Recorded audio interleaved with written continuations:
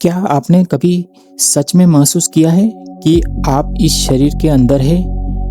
क्योंकि बचपन से हमें यही सिखाया गया है कि मैं इस शरीर के भीतर रहता हूँ। लेकिन अगर यह पूरी मान्यता ही गलत हो तो? मैंने भी कई बार इस सवाल पर ध्यान नहीं दिया था।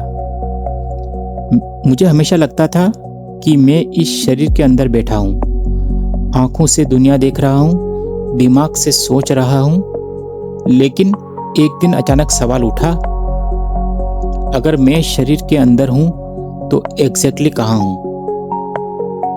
दिल में, दिमाग में या कहीं और? अभी एक पल के लिए अपने अनुभव को देखिए। आप अपने हाथ को महसूस कर सकते हैं, सांस को नोटिस कर सकते हैं, दिल की धड़कन सुन सकते हैं। इसका मतलब क्या है? इसका मतलब शरीर आपके अनुभव का हिस्सा है। और जो चीज देखी जा सकती है, क्या वह देखने वाला हो सकता है? न्यूरोसाइंस कहती है कि हमारा ब्रेन एक बॉडी इमेज क्रिएट करता है। यानी मैं इस शरीर के अंदर हूं, यह भी एक साइकोलॉजिकल एक्सपीरियंस हो सकता है। कई एक्सपेरिमेंट में लोगों को ऐसा महसूस कराया गया है कि उनका शरीर कहीं और है। मतलब हमारा सेल्फ फीलिंग हमेशा उतना स्थिर नहीं है जितना हम सोचते हैं।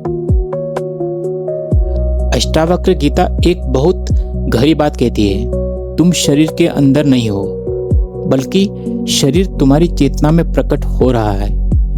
जैसे आकाश कमरे के अंदर नहीं होता, कमरा आकाश में होता है। ठीक वैसे ही चेतना शरीर के अंदर नहीं है, शरीर चेतना में है।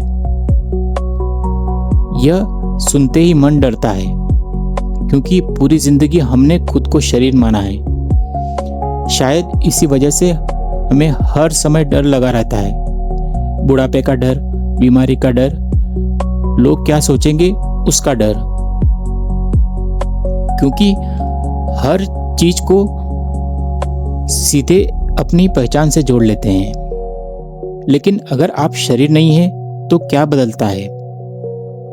आप दौड़ते हैं, डरते हैं, रोते हैं, लेकिन जागने के बाद समझ आता है पूरा सपना आपके भीतर ही हो रहा था। अष्टावक्र कहते हैं जागृत जीवन में भी कुछ ऐसा ही हो रहा है। धीरे धीरे मुझे महसूस होने लगा शायद मैं केवल यह शरीर नहीं हूं। क्योंकि शरीर बदलता रहता है, विचार बदलते रहते हैं, भावनाएं बदलती रहती है, लेकिन एक चीज हमेशा वही रहती है, वह जो यह सब देख रही है। अष्टावक्र कहते हैं तुम शरीर नहीं हो, तुम वह चेतना हो जिसमें शरीर दिखाई देता है। और शायद यही समझ सबसे बड़ी स्वतंत्रता है। क्योंकि जैसे ही तुम खुद को केवल शरीर मानना छोड़ते हो, डर थोड़ा हल्का होने लगता है। अगर आपने भी कभी ऐसा महसूस किया है कि आपके भीतर कुछ ऐसा है जो कभी नहीं बदलता, तो कमेंट में लिखिए, मैं देख रहा हूँ। धन्यवाद।